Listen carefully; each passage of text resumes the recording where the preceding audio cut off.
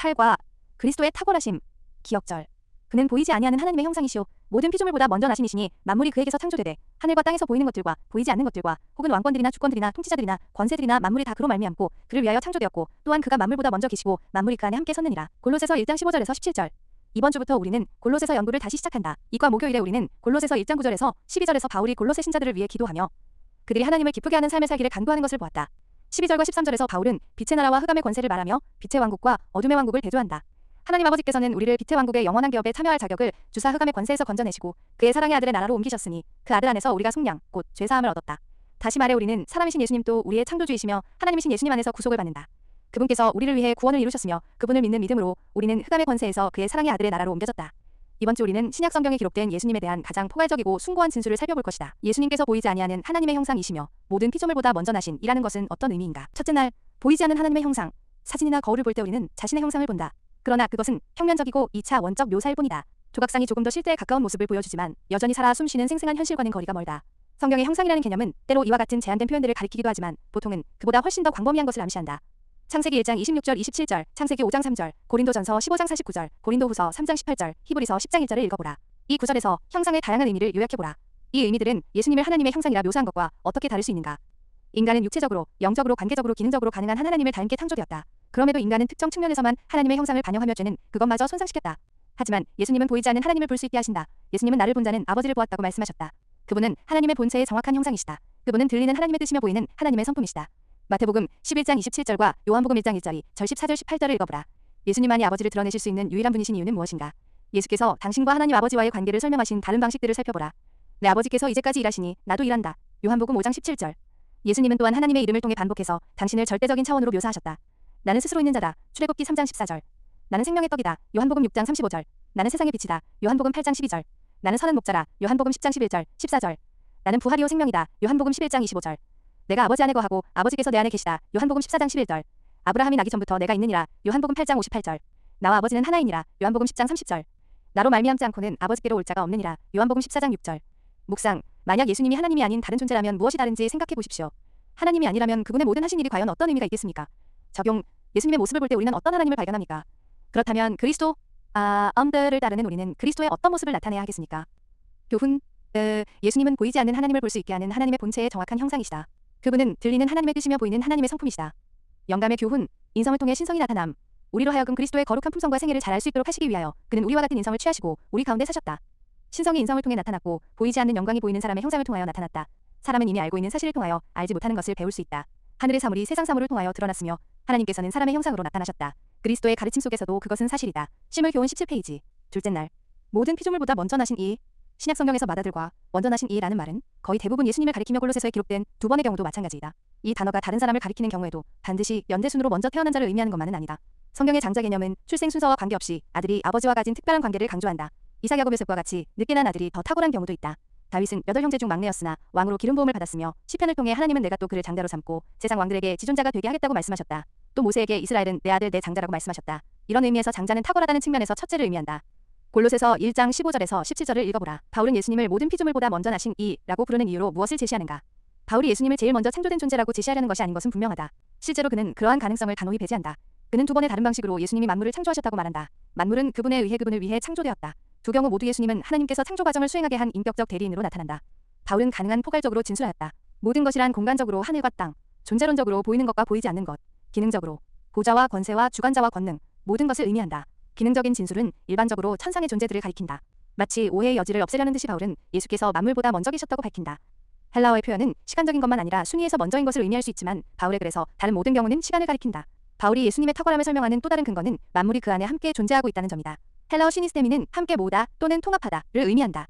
예수님은 창조주이실 뿐만 아니라 구속주이시기 때문에 우주를 하나로 연합하게 하시는 분이다. 묵상. 예수님께서 창조주이시며 창조주이신 하나님께서 우리를 위해 죽으셨다는 놀라운 사실을 묵상해 보십시오. 적용. 그분의 죽음으로 이루신 구원에 우리의 행위가 더해질 수 있다는 생각은 왜 심각한 신성모독입니까? 교훈. 성경의 장자라는 말은 탁월하다는 면에서 첫째를 의미한다. 만물보다 먼저 계신 그분 안에서 만물이 함께 존재하며 그분은 우주를 하나로 연합하게 하신다. 영감의 교훈. 그리스도는 창조주이셨다. 사도 바울은 성령의 감동을 받아서 기록하는 중에 그리스도에 대하여 만물이 그에게 창조되되 만물이 다 그로 말미암고 그를 위하여 창조되었고 또한 그가 만물보다 먼저 계시고 만물이 그 안에 함께 서느니라. 골 1시 16분 17고 밝히 말하였다. 모든 세계를 공간에 달려있게 하고 우주 만물을 질서 정연하게 그리고 지치지 않고 활동하도록 붙드는 손은 바로 우리를 위하여 십자가에 못 박힌 손이다.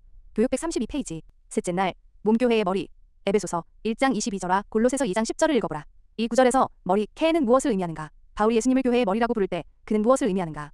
전 세계 수많은 언어에서 볼 수 있듯이 지도자 직책을 비유적으로 머리라고 말하는 것은 자연스러운 일이다. 구약과 신약 성경 전반에서도 유사한 용례를 찾아볼 수 있다. 다음 구절에서 머리라가 어떻게 사용되었는지 보라. 1. 출애굽기 18장 25절. 모세는 이스라엘 무리 중에서 능력 있는 사람들을 택하여 그들을 백성의 우두머리로 삼았다. 2. 민수기 31장 26절. 가문의 우두머리들. 우리말 성경. 3. 신명기 28장 13절. 이스라엘이 하나님께 순종하면 하나님께서 그들의 머리가 되고 꼬리가 되지 않게 하실 것이다. 4. 이사야 7장 8절. 아람의 머리는 다메섹이요 다메섹의 머리는 르신이며. 5. 호세아 1장 11절. 유다 자손과 이스라엘 자손이 함께 모여 자기들을 위해 한 머리를 정하고. 흠정력. 6. 미가 3장 9절. 야곱 족속의 우두머리들과 이스라엘 족속의 통치자들. 7. 고린도전서 11장 3절. 각 남자의 머리는 그리스도요.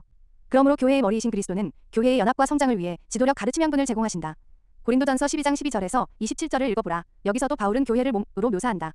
이 비유는 교회의 어떤 다른 측면을 말해주는가? 머리 없이는 몸이 살 수 없는 것과 마찬가지로 몸의 한 부분을 잃거나 다치면 삶이 아주 어려워질 수 있다. 우리는 종종 무언가를 잃기 전까지는 그것의 중요성을 깨닫지 못한다. 묵상. 만약 당신의 팔다리나 눈 등 신체 가운데 하나를 포기해야 한다면 당신은 무엇을 선택할지 생각해 보십시오. 적용. 교회를 몸으로 비유하는 것은 교회 구성원으로서 각 사람이 얼마나 중요한지에 대해 무엇을 말해줍니까? 교훈.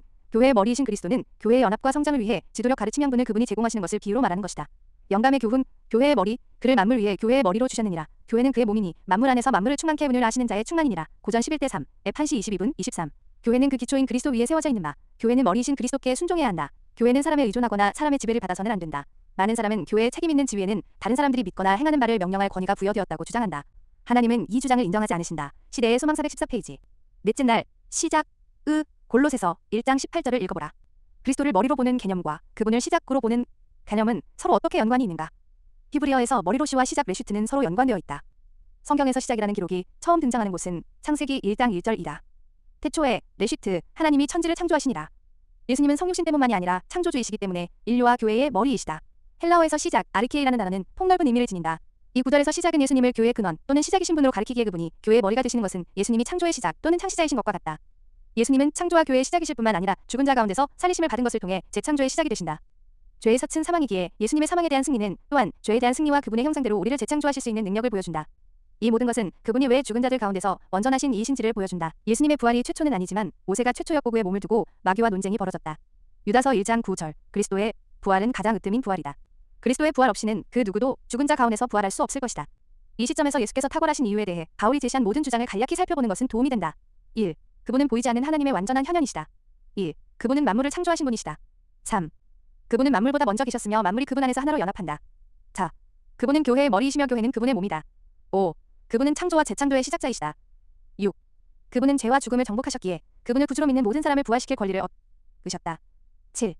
예수님은 항상 존재하셨으나 이제 이 모든 것으로 인해 인류의 머리이자 교회의 머리로 흙에서 만물의 으뜸이 되셨다. 묵상.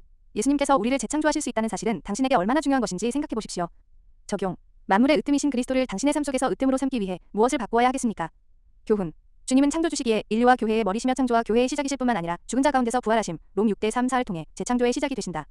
영감의 교훈. 하나님의 사업과 명예를 으뜸으로 삼는 원칙. 근심은 눈멀게 하며 장래를 식별할 수 없게 만든다. 그러나 예수께서는 처음부터 마지막까지 보신다. 예수께서는 모든 고난마다 위안을 주시는 당신의 길을 예비하셨다. 우리 하늘 아버지께서는 우리를 위하여 우리가 알지 못하는 허다한 길들을 준비하셨다. 하나님의 사업과 명예를 으뜸으로 삼는 원칙을 받아들이는 자들은 고난이 사라진 것과 저희 발 앞에 평탄한 길이 펼쳐진 것을 발견하게 될 것이다. 시대의 소망 330페이지. 다섯째 날 만물을 화목하게 하심. 골로새서 1장 19절 20절을 읽어보라. 십자가를 통해 이루어지는 이 화목은 어떤 것이며 그것은 얼마나 광범위한가. 바울은 예수님에 대한 설명을 마무리하기 위해 매우 흥미로운 헬라어 표현을 사용하며 골로새서 1장 12절에서 언급된 아버지를 간접적으로 가리킨다. 아버지께서는 당신의 충만함으로 예수님 안에 거하게 하기를 기뻐하셨다. 이 충만함은 무엇인가? 요한은 그것을 은혜와 진리가 충만한 아버지의 영광이라고 말한다. 요한복음 1장 14절.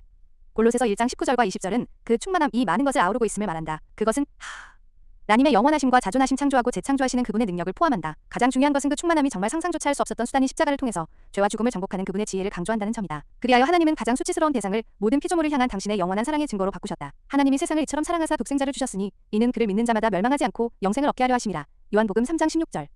죄가 정말로 영원히 끝나고 화목할 수 있는 모든 것이 화목하게 되는 유일한 길은 이 한 가지 영광스러운 진리 속에 요약되어 있다. 하나님이 사랑하시되 온 세상을 사랑하셨고 우리를 너무나 사랑하셔서 그리스도의 십자가 죽음을 통해 우리를 구원하기 위해 모든 것을 희생하셨다. 세상을 뜻하는 헬라어 코스모스는 온 우주를 포괄할 수 있다. 바울은 그리스도를 따르는 가운데 일어난 일이 이 같은 우주적인 증거가 되었음을 말한다. 우리는 세계 코스모스 곧 천사와 사람에게 구경거리가 되었노라. 십자가에 달리신 그리스도를 하늘은 슬픔과 경탄으로 바라보았다. 사탄과 그와 연합한 모든 자들은 반역의 생애를 통해서 하나님과 조화될 수 없는 곳에 자기 자신을 둠으로 인해 하나님의 임재는 그들에게 삼키는 불이 될 것이다.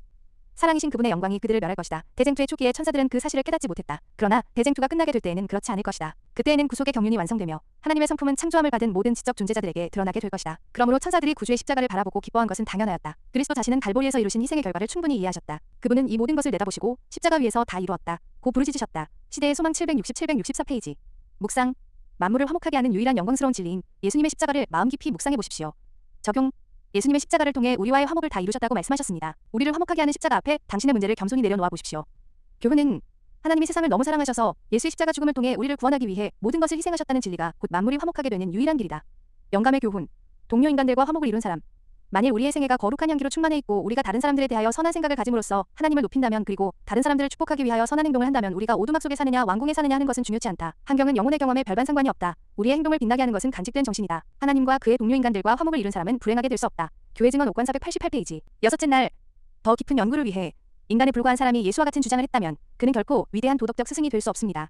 그는 정신병자 자신의 삶은 계란이라고 말하는 사람과 수준이 같거나 아니면 지옥의 악마일 것입니다. 이제 여러분은 선택을 해야 합니다. 이 사람은 하나님의 아들이었고 지금도 하나님의 아들입니다. 그게 아니라면 미치광이거나 그보다 못한 인간입니다. 당신은 그를 바보로 여겨 입을 틀어막을 수도 있고 악마로 여겨 침을 뱉고 죽일 수도 있습니다. 아니면 그의 발 앞에 엎드려 주님이여 하나님이라고 부를 수도 있습니다. 그러나 그가 위대한 인류의 스승이니 어쩌니 하는 선심성 헛소리에는 편승하지 맙시다. 그는 우리에게 그럴 여지를 주지 않았습니다. 그는 그럴 여지를 줄 생각이 처음부터 없었습니다. C.S. 루이스 순전한 기독교 93페이지. 하나님 아버지께서는 신성의 모든 충만을 지니신 분이시며 인간의 눈에 보이지 않으시는 분이시다. 아들 하나님은 신성의 모든 충만하심을 나타내신 분이시다. 하나님의 말씀은 그분을 그 본체의 형상이라고 선포하고 있다. 복음전도 614페이지. 그리스도께서는 선지하시며 자존하시는 하나님의 아들이시다. 그리스도께서는 당신의 선지에 관하여 말씀하시면서 우리의 마음을 영원전으로 거슬러 올라가게 하신다. 주님께서는 당신이 영원하신 하나님과 밀접한 관계를 유지하지 않으신 때는 결코 없었음을 우리에게 확신시켜 주신다. 주님은 하나님과 동등하시며 무한하고 전능하신 분이었다. 그분은 영원 자존하시는 아들 하나님이시다. 복음전도 615페이지.